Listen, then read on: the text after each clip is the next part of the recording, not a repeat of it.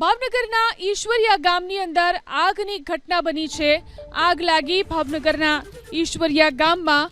સિહોરના ઈશ્વરિયા ગામના ડુંગર વિસ્તારમાં આગ લાગી અને આ ડુંગર વિસ્તારમાં લાગેલી આગ રહેણાંક મકાન સુધી પ્રસરી છે. આગને કાબૂમાં લેવા સ્થાનિકોએ પાણીનો મારો ચલાવ્યો.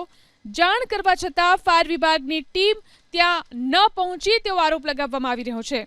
ભાવનગરના સિહોરના ઈશ્વરિયા ગામમાં ડુંગર વિસ્તારમાં આગ લાગી અને આગ રહેણાંક વિસ્તાર સુધી પહોંચી.